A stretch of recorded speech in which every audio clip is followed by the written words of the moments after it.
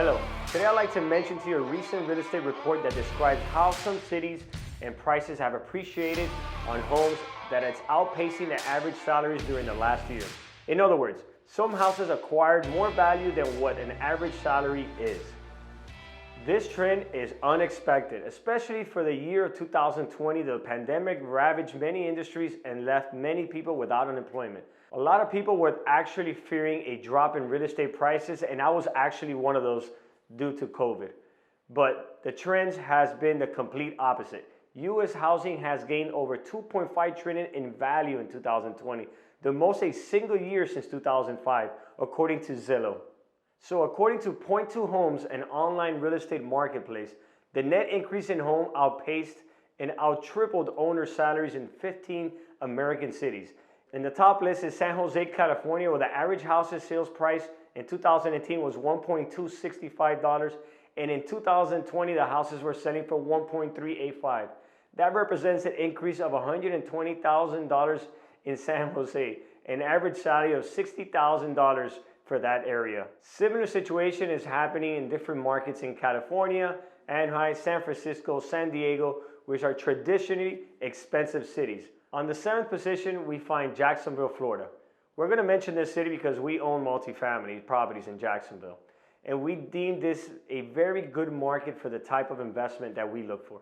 So let's check the numbers on what a house in Jacksonville looked like in 2019 that is valued at $225,000 and appraised around $279,000 in 2020. That is a price increase of $53,300 in a city where the average salary is $35,000. In other words, your house gained about $17,000 more than you if you earned an average salary. Down the list, we have some other very expensive cities like Los Angeles in the position 11, and the list we have also Miami, Florida. SA Apartment Capital owns several properties in Miami. Here's the evaluation for Miami. It's lower, but it's still superior to average salaries. A house in Miami valued at $360,000 in 2019 was valued at $398,000 in 2020, a $38,000 increase in a city where an average salary is $32,000.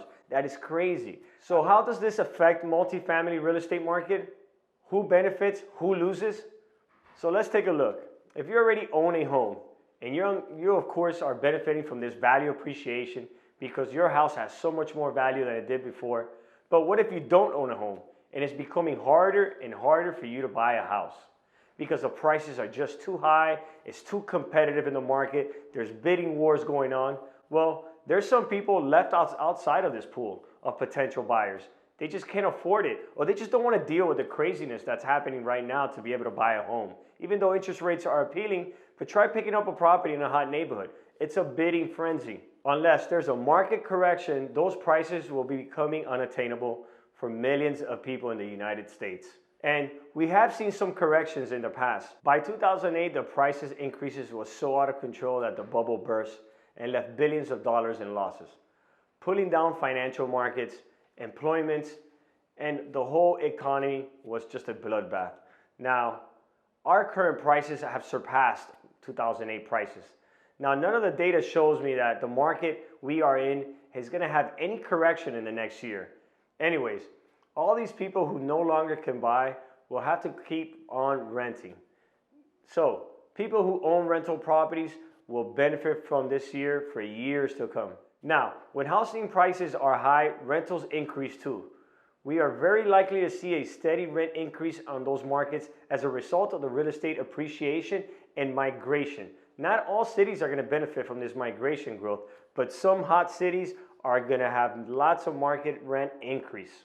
So we own and manage about 80 units in Jacksonville, for example. It's a thriving city, has a strong economy, and it's growing as we discussed.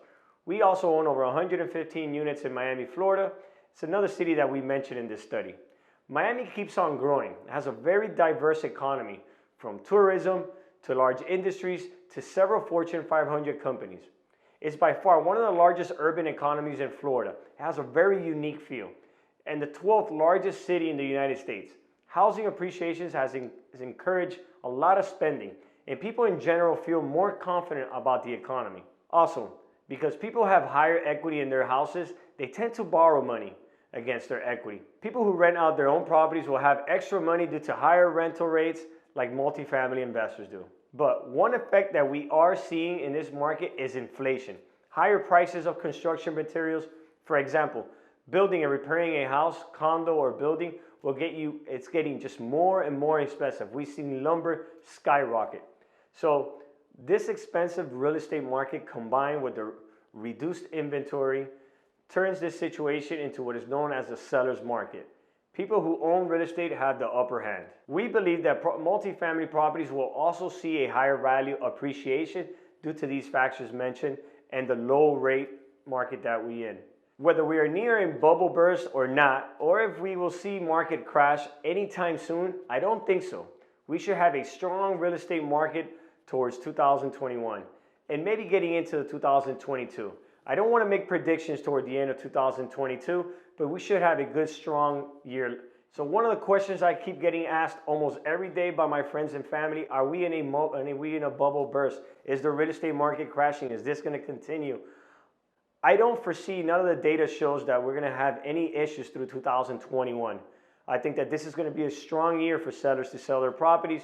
Inventory is going to stay tight. There's a lot of lack of inventory and developers cannot keep up with demand. If you want to learn more, please reach out to me at Abiel@abielballesteros.com. See you next time.